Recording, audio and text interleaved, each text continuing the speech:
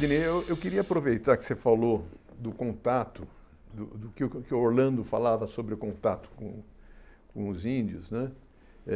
Ele vem da linha do Rondon que pregava o contato, né? Orlando, não sei, pelo que a gente sabe, talvez ele tenha sido forçado a fazer esse contato, né? Porque era uma época de ditadura, tinha a Transamazônica, tinha toda aquela política de ocupar o Centro-Oeste, né? Como é que você vê assim, a questão da... Porque você vem de uma linha de... Rondoniano também. Rondoniana, mas de preservar o isolamento. Uhum. Como é que você vê isso? A saída é manter o índio isolado? É a melhor saída? Embora seja a mais difícil, né? Eu não sei. O respeito ao outro é algo muito importante em nossa existência. Se você não respeita o outro, não adianta nem você estar perto nem longe. Eu penso, a menos que apareça outra coisa melhor. O que eu fiz nessa história toda do indigenismo, algumas coisas que eu fiz, entre elas a mudança da visão do Estado com relação a esses povos. Nós recebemos de Rondon aquela postura de fazer contato. Rondon era um positivista, adepto de Augusto Comte, todos os homens são irmãos, vamos chamar os nossos irmãos que estão na selva para virem desfrutar das benesses da civilização. O fundamento dos contatos que o Rondon fez era isso. Não era uma coisa ruim. O objetivo era muito bom. Esse foi o objetivo. Mas o tempo passou, eu absorvi isso. Orlando, Cláudio, que vem da escola de Rondon, eles faziam contato. O Orlando fez contato, foi buscar indígenas, fez contato com eles, buscar os que estavam fora do parque, trazê-los para dentro do parque, porque naquela época o parque era o único lugar protegido legalmente por lei, etc. E ele temia que certas etnias que estavam próximos, ele não podia pegar todo do Brasil, mas os que estavam ali próximos, ele falava, vem aqui para dentro, que aqui você tem a proteção. Isso aqui é uma área criada pelo Estado brasileiro, que vocês vão viver aqui sem a perseguição do branco, sem o garimpo, sem nada dessas coisas que ameaçaram a vida dos indígenas, sempre, historicamente. Enfim, o que eu quero dizer é que, então, o Orlando chamava essas pessoas para ali. O Orlando fez vários contatos, fez contato com os Caiapó e outros indígenas ali para dentro. Mas, historicamente, quando você encontrava um grupo indígena isolado, sabia que ali, em tal lugar, tinha um grupo isolado.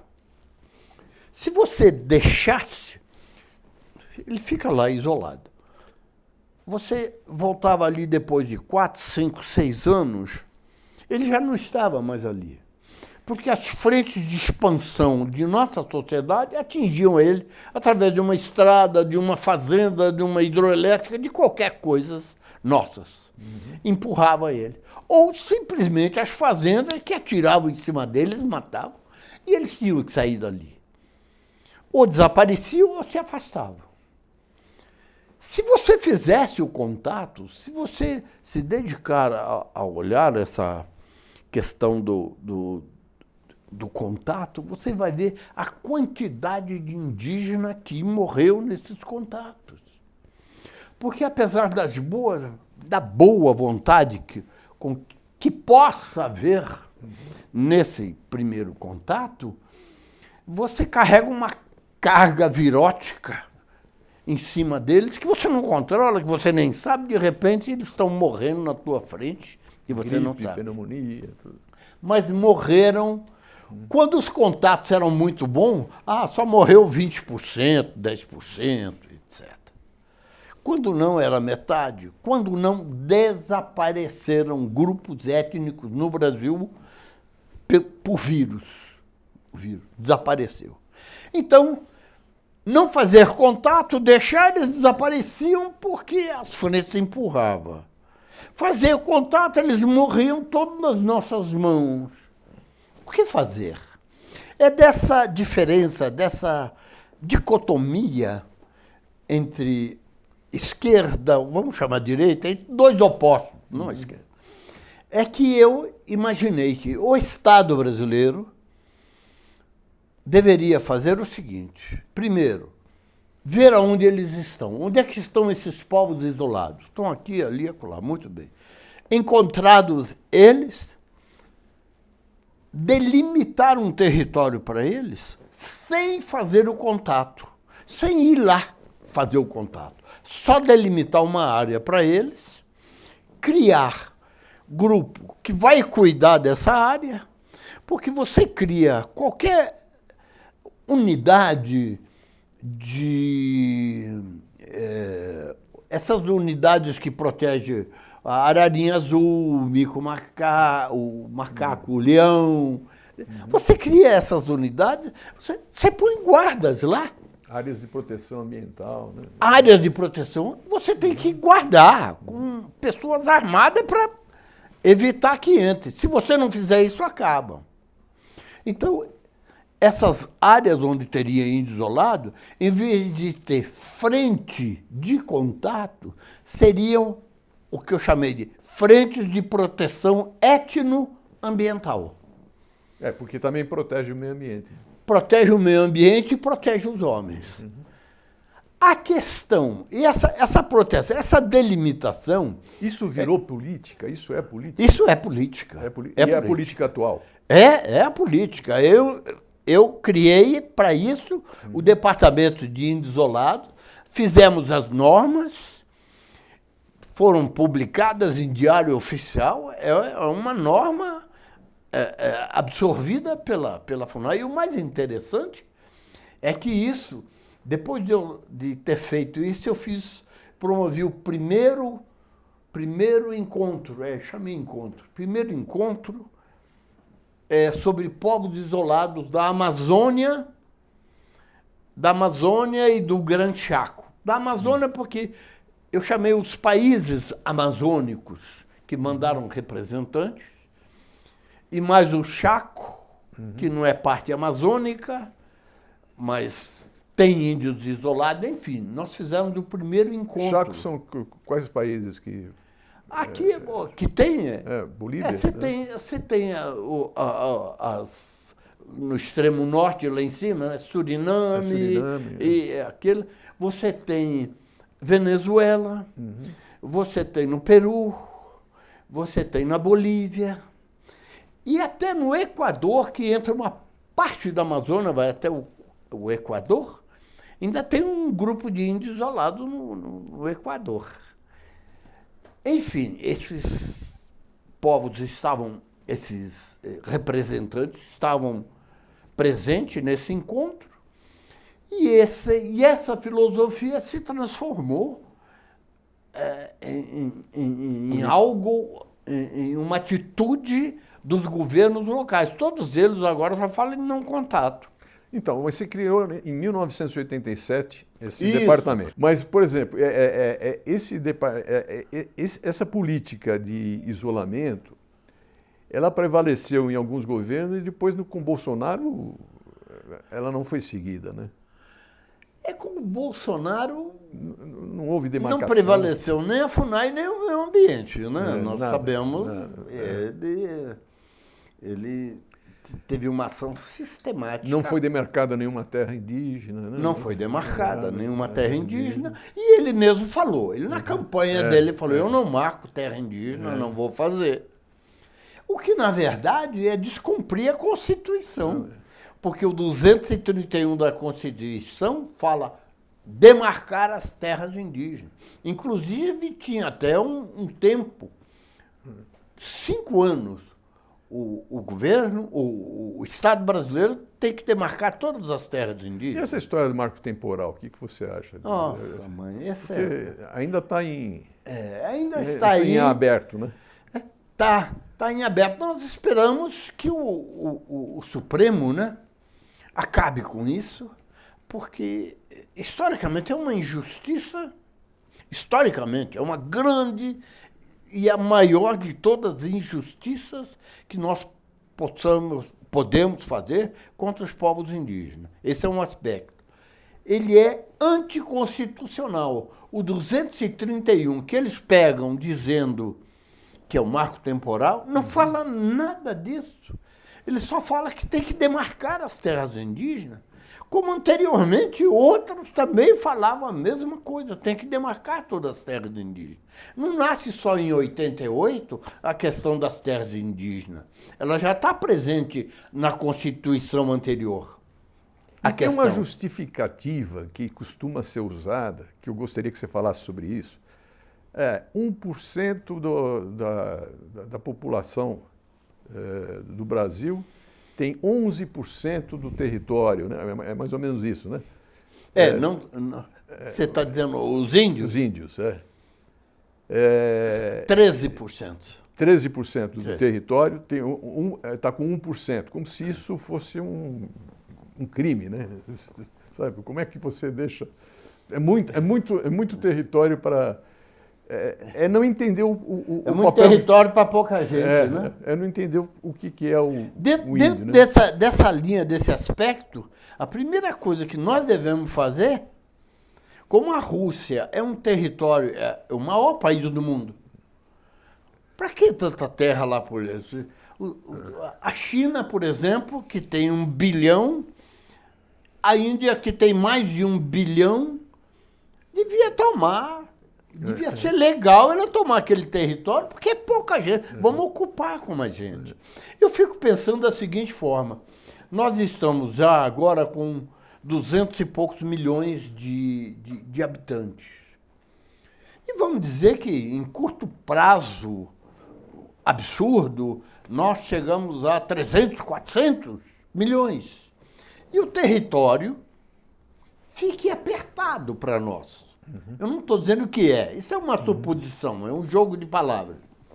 Então, como ficou o Brasil muito apertado para nós, isso nos dá direito de invadir os nossos países vizinhos. Vamos invadir a Argentina, vamos pegar o Uruguai, porque nós temos muita gente aqui e sem terra demais.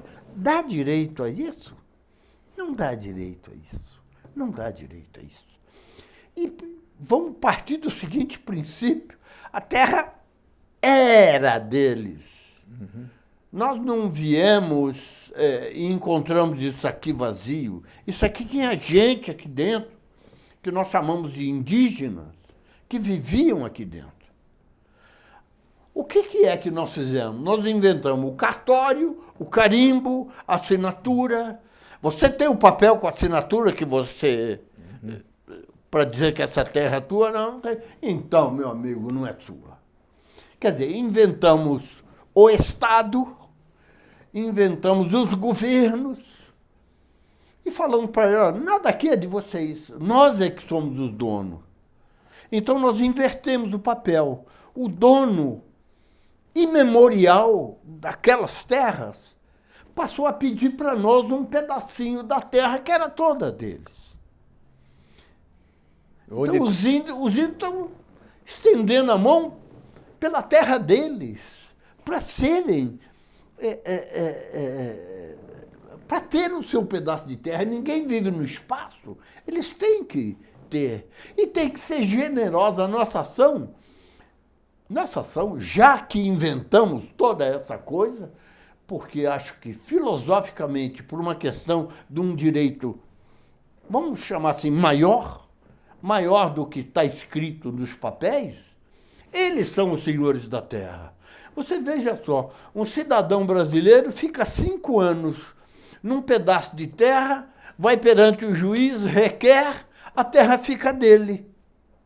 Uma etnia, um povo que está aqui, que vive há 3, 4 mil anos. E eu digo 1000 porque quando demarquei a terra, eu digo demarquei que eu era o presidente da FUNAI quando demarquei a terra Yanomami.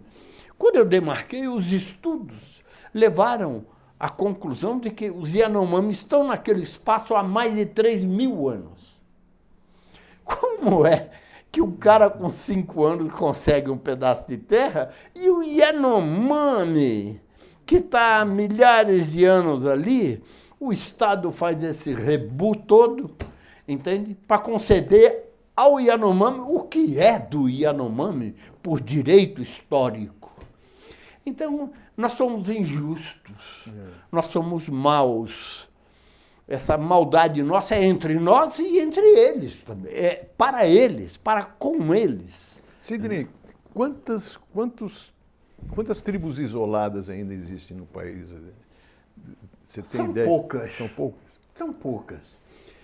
É Tem mais uma no- coisa que está sendo desvirtuada. Foi ótimo você perguntar isso. Tem essa quantidade que falam de tribos isoladas do Brasil.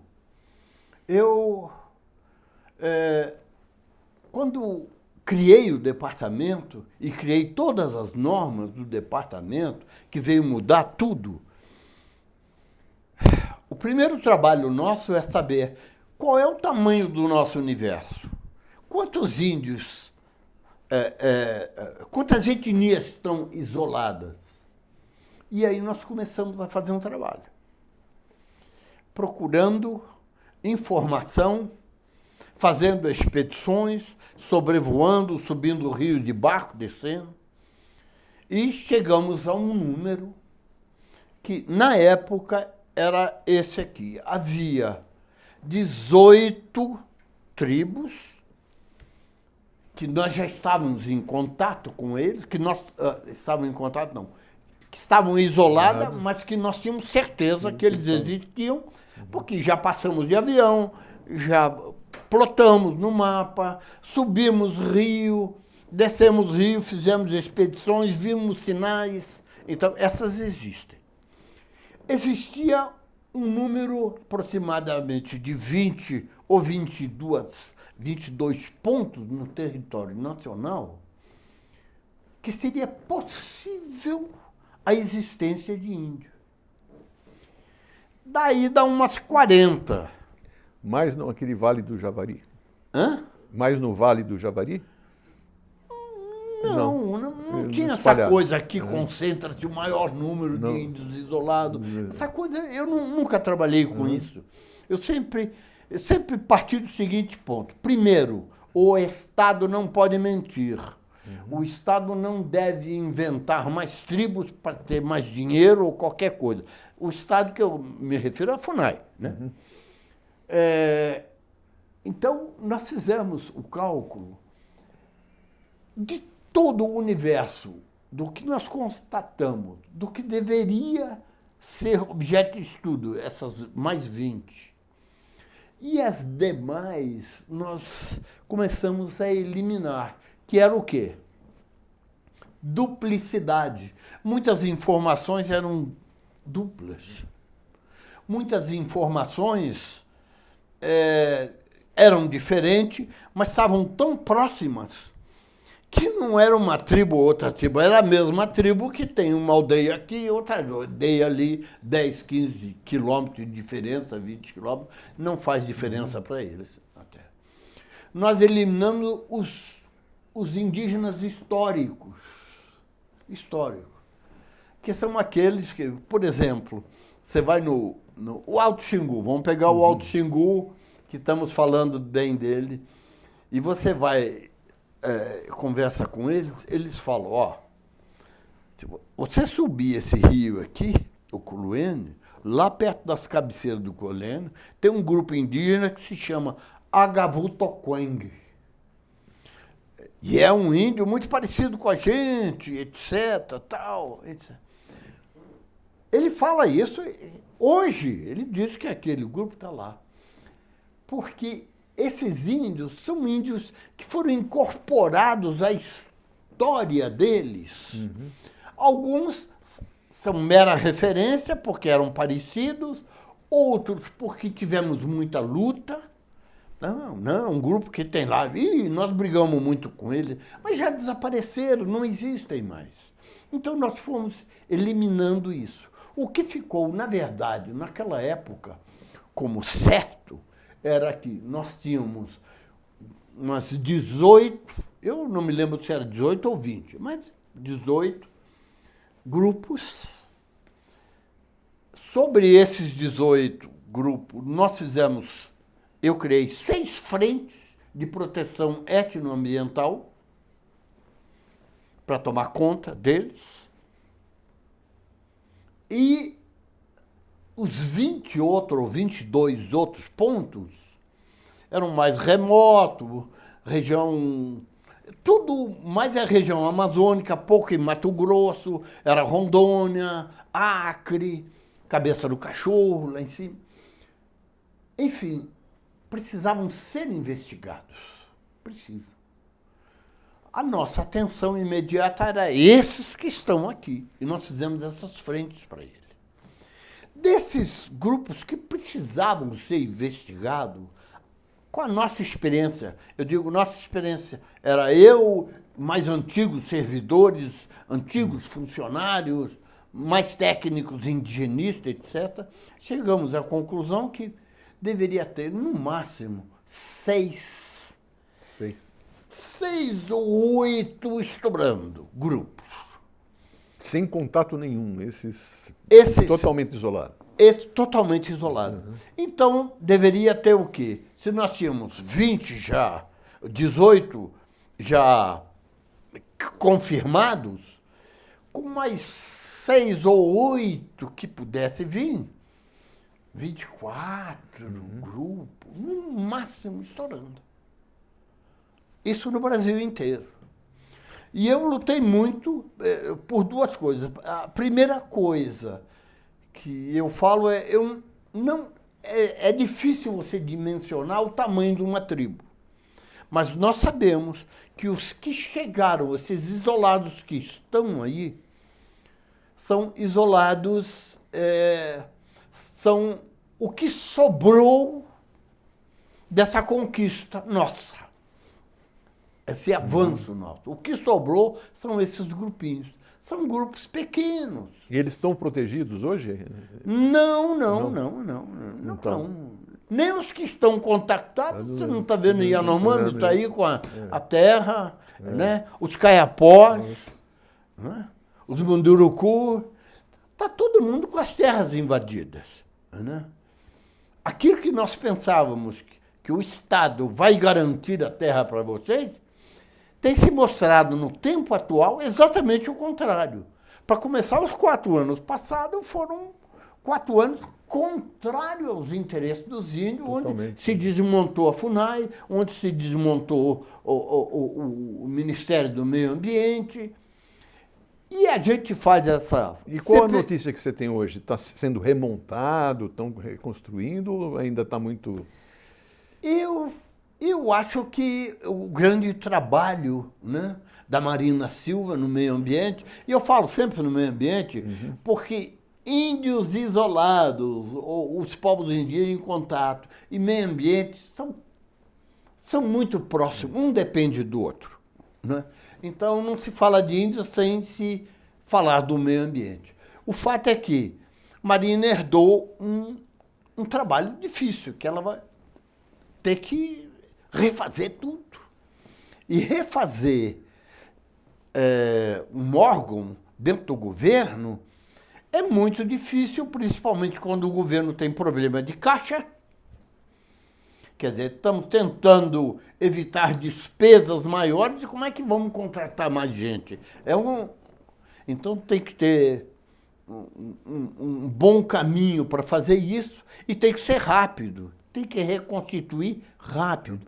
O pouco que tem ainda, tanto na Polícia Federal, como na FUNAI, como no IBAMA, jogaram lá para dentro para atacar lá a questão Yanomami, lá em cima, que era mais. Mas terminado ali, não só terminado, já estão também indo para a questão dos caiapós, já tiveram, já nos caiapós, já fizeram apreensão de madeiras e tudo mais, destruíram equipamentos.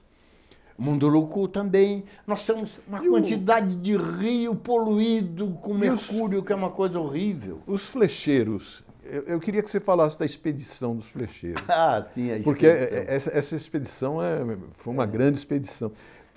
Como é que funciona uma expedição? Porque uma expedição é uma coisa assim que precisa ser, vamos dizer, um empreendimento, não é? Você organizar uma expedição. Não deve ser fácil saber quanto que você precisa de óleo diesel, gasolina, de comida, para onde você vai parar o seu... Eu lendo aquele livro do Scott Wallace sobre a expedição dos flecheiros, né? Eu estava vendo quantas pessoas estavam envolvidas e chefiadas por você lá, né? 35 pessoas. 35. Como é que você organizou aquilo? Porque é um negócio difícil, né? Eu fiz muitas expedições. Você fez 7, né?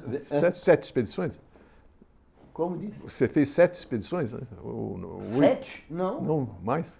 Eu fiz dezenas de expedições. Eu passei mais de 47 anos dentro da Amazônia. Eu fiz dezenas de expedições no Mato Grosso, no Pará, no Amazonas, principalmente na região no Acre. Vamos dar um exemplo dos flecheiros, porque... Vamos dar o exemplo dos flecheiros. Como é que começou aquilo lá? Como é que foi organizado? Começou pelo seguinte, eu já tinha fechado o Vale do Javari com a frente que havia criado para do Vale do Javari saíam, cálculo de 7, 8 ou 10 mil toras de mogno, todos os anos entravam e faziam o que queria. Peixes, toneladas de peixe, caça, tudo sai salgado. Sobe os barcos, salgam e desce para ir vender. Só para a gente contextualizar, o Javari foi onde que morreu não, foram assassinados, né? O Bruno e o Dom, né? Bom, eu tinha fechado já o Vale do Javari. E o Vale do Javari ao sul tem outro rio, grande rio, que passa que é o Purus, lá em cima. Quando você fala fechado, é colocado fechado não tinha mais invasor, nós tínhamos colocado eles para fora e ninguém entrava porque nós tínhamos fechado e estávamos ali controlando todas as coisas. E aí, de repente, nessa região de controle nossa que está ao norte, apareceu uma equipe que nós seguramos. Era uma família de pessoas que em balsas improvisadas, troncos, estava em cima dessas balsas uma família esquálida, com fome. Apareceu, seguramos ele. O que vocês estão fazendo? Vieram das cabeceiras do rio. Por que entraram aqui? Não, nós estamos saindo de uma fazenda lá. Não deram direito qual era a fazenda, aonde era para a gente poder investigar. Ninguém tem documento. Não tinha um documento. Ele podia dizer para mim, o meu nome é João, e se chamava José ou Antônio, qualquer coisa. Enfim, ninguém tinha. As mocinhas e os meninos quase desnudos em cima daquela história de madeira. Os pais sem nada. Eu peguei aquilo e falei, que coisa, né, irmão? O que eu vou fazer, né? Deixei passar. Vão embora para a cidade. Né? Eles falaram, estamos fugindo de uma fazenda lá. Mas nós não conseguimos o nome da fazenda, a direção, onde está isso. Bom, passa um período de alguns dias, vem outro grupo daquele. Alguns homens, mulheres, em cima. De onde vocês vêm? Não, nós estamos fugindo. Como vocês estão fugindo? Viemos e saímos de uma fazenda. Eu falei, tá bom. Tinha criança de colo, tinha meninos. naquelas balsas improvisadas. Eu deixei passar, demos comida, alimentamos, os dois grupos, nós demos comida, alimentamos e deixamos passar. Mas eles também não me falavam direito. E da região onde eles vinham, é a região onde vivem os flecheiros. E eu fiquei pensando, será que não foi um grupo que passou por lá de invasores, atacaram os índios? Não sabíamos o que tinha acontecido. Invasores podem chegar, atacar, atirar, matar. E isso seria mais uma vez, porque isso aconteceu várias vezes no Vale do Javari. Vários índios isolados foram mortos. Eu falei, não, eu tenho que ir para lá para verificar. E você não pega um avião e sai e vê, porque você não vê vestígio.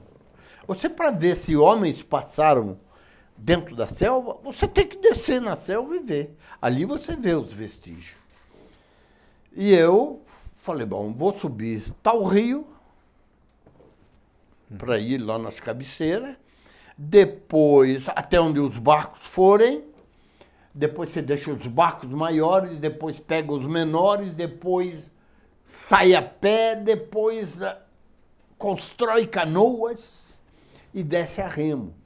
Isso foi um processo que eu imaginei 100 dias para ir investigar, porque em cada acampamento daquele que a gente parava, às vezes parávamos 2 dias no local. Para quê? Dali saía uma equipe à direita, outra equipe à esquerda, porque a expedição vai numa linha. E nós fazíamos isso e voltávamos para verificar uma área maior. Mas esse planejamento você tem... Eu fiz porque você já tinha feito várias outras e sabia qual o know-how que... a gente tem que ter experiência. Você tem que ter bastante experiência para você ter uma equipe de homens cuja vida deles depende de você. Você é o responsável por eles ali dentro, né?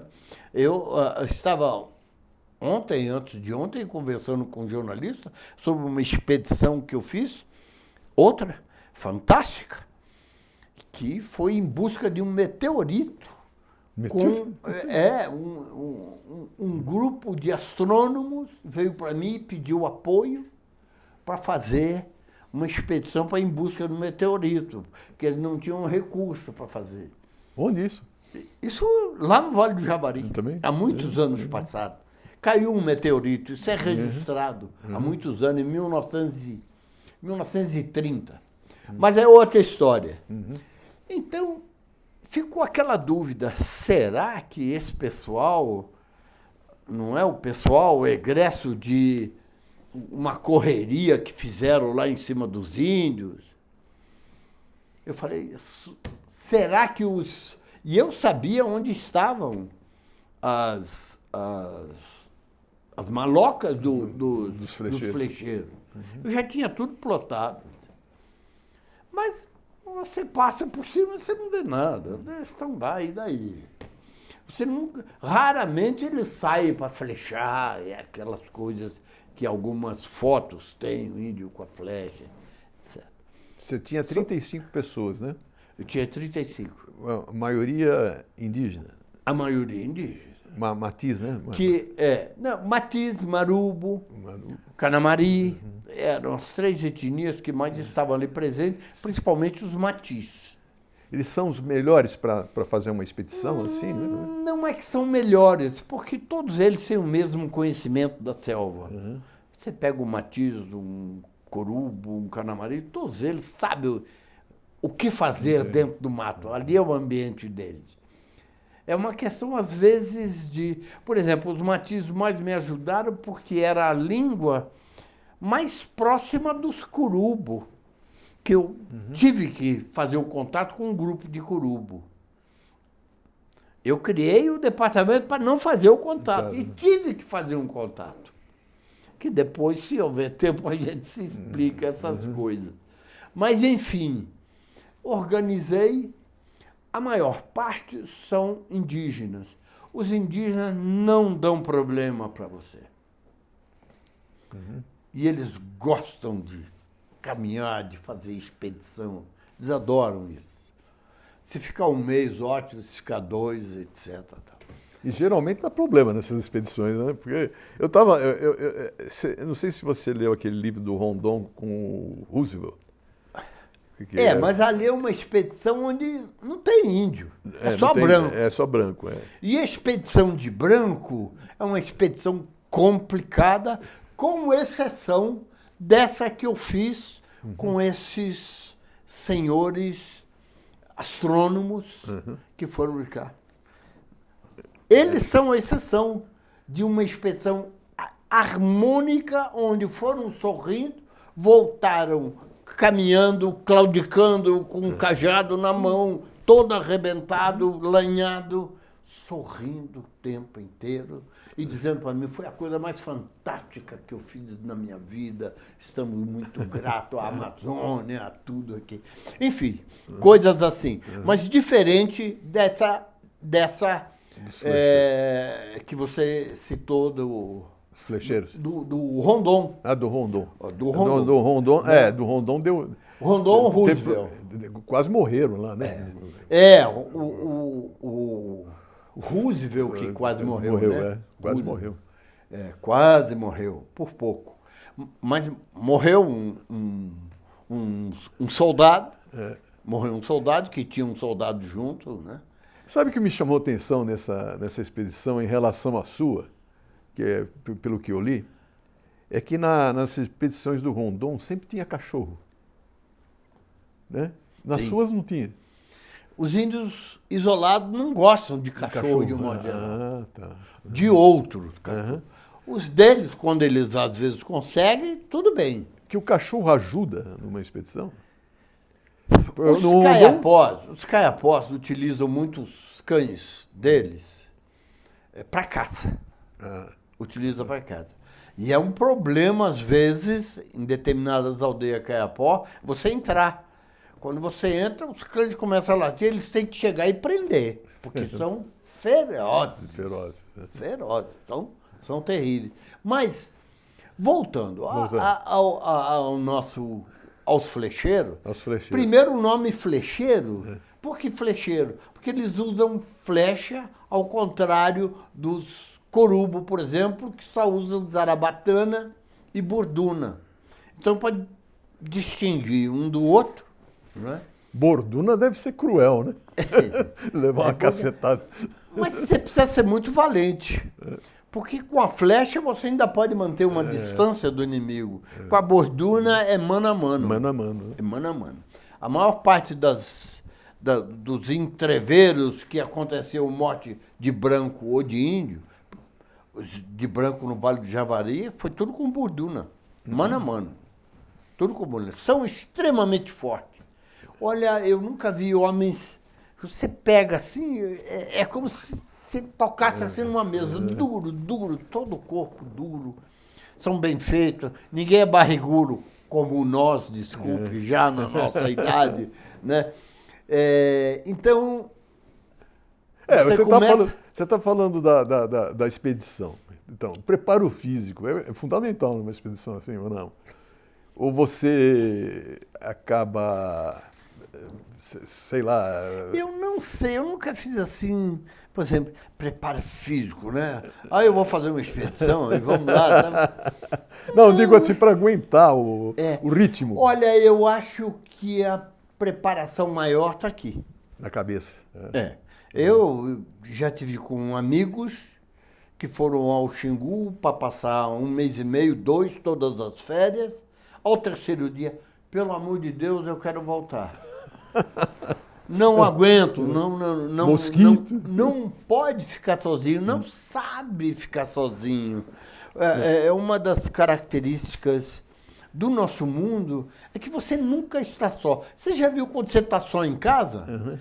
Só entre aspas. Ou você está fumando, ou você está lendo, ou você está vendo a televisão, você tem... Ou está fazendo baralho, celular, aquelas coisas. Celular.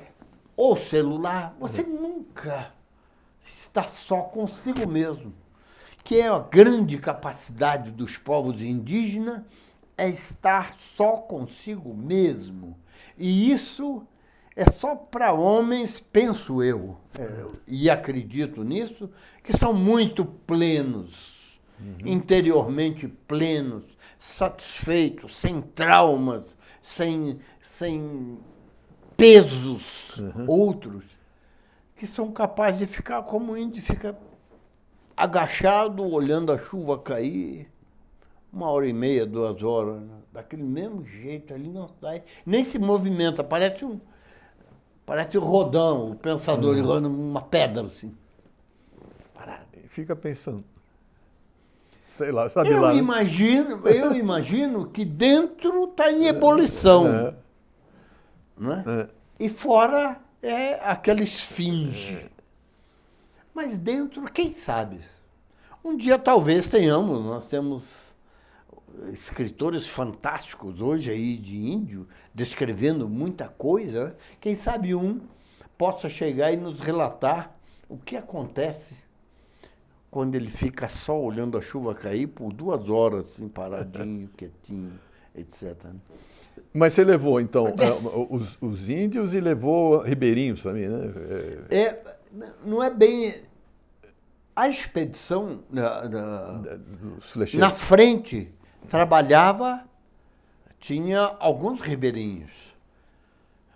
Homem da cidade para ir para frente não dá certo. Muitos homens que foram contratados recentemente, nesses últimos anos, um pouco antes dos 4 anos passados, já faziam contratações de pessoas com o curso superior completo para ir nas frentes, etc. Não deu certo, não dá certo. Você contrata 20, 30 pessoas. Eu me lembro que uma vez foi para o Vale do Javari 17. Desses 17, só um mais tarde é que ficou. O resto foi tudo embora, que não suportam, não sabe direito o que fazer, não nada. A questão que envolve não só um trabalho de proteção ao índio, que envolve distância da família, capacidade de você estar sozinho, capacidade de você ser mal alimentado, você pegar malária. Mosquito, né? Mosquito, um cocercose. Tem tantas coisas que te atacam, que te molestam, né? Vivendo nessas regiões distantes. E eu não estou falando da expedição. A expedição é pior. Porque você, quando está parado, você tem um dispositivo de abastecimento, tem o pessoal de caça, de pesca, então você consegue sobreviver. Na expedição, é diferente. Você está caminhando por espaços que você não conhece ainda. Tá, pela primeira vez, abrindo uma picada na selva. E você não sabe o que encontra ali na frente. E você levou seu filho, né, Orlando? Ele era Sim, o jovem. Orlando fez 18 anos nessa expedição. 18 anos nessa expedição. Ele fez 18 anos. Nesse dia de 18 anos, eu estava guardando uma lata de goiabada. Uma lata de goiabada que eu dividi em 35 pedaços para comemorar o aniversário. Tirei 35 pedacinhos, né, uma latinha desse tamanho, e foi a comemoração nossa. Mas, então, você tem, além de estar numa frente parado, quando você faz a expedição, você tem um incômodo constante da andança. Todo dia, 4 horas da manhã, a gente já está acordado na expedição. Vamos acender o fogo, fazer o café, se tem o café. Vamos comer o resto do almoço, da janta anterior, se sobrou alguma coisa. Logo de manhã, tem que comer Logo bem. de manhã. Aí você fica esperando a luz do sol entrar lá para baixo para você poder caminhar. Levanta às 4. Por que levanta às 4? Porque 6 horas que tudo escurece, já está todo mundo na rede. Já vai deitar. né? E você está com tudo encharcado. A tua mochila dentro, lá dentro fica encharcada. O teu sapato, o teu calçado fica encharcado. O suor vai descendo, gruda no teu corpo, tudo. Enfim, é um exercício interessante que você precisa estar preparado. Claro, fisicamente é muito bom. O Scott perdeu 50 quilos, 40 quilos, algo assim. Nossa. Dessa viagem. Mas ele era rechonchudo, como dizia antigamente. Né? Rechonchudo. E ele perdeu, foi 40 quilos. Depois eu vou perguntar para o Scott. Ele é meu amigo, ficamos amigos depois disso. E ele perdeu. Scott é o jornalista, né? O jornalista americano. Que escreveu um livro depois. E então, é uma coisa que uma expedição ou faz amigos ou faz inimigos. Você começa a conhecer as pessoas, né? Todos os humores das pessoas estão ali próprio. Porque muito tempo junto, né? Todo tempo. À noite juntos. Com dificuldade. Durante o dia, dividindo a comida, né? Aí você começa a separar e começa a ver as pessoas. Você escuta aquele que trouxe uma balinha escondida e não deu para ninguém. E na madrugada, quando ele começa a abrir, aquele barulho de papel é um barulho muito grande na selva. E você descobre que ele está chupando a balinha dele por causa do balinho de papel. E não deu para ninguém. E não deu para ninguém, segurou lá para ele. E você vai vendo, faz a proximidade, faz grandes amigos. Na maior parte comigo sempre foram. Rarissimamente. Eu só tive 2 casos que viraram inimigos meus, que foi uma repórter e o marido dela, que era o fotógrafo, em outra expedição. Mas, de um modo geral, são amigos que se formam ali dentro. As agruras que se passam unem as pessoas. Eu acho que não existe nada melhor para você consolidar uma grande amizade do que você passar necessidade junto, perigo junto. Isso unifica, isso dá força à união.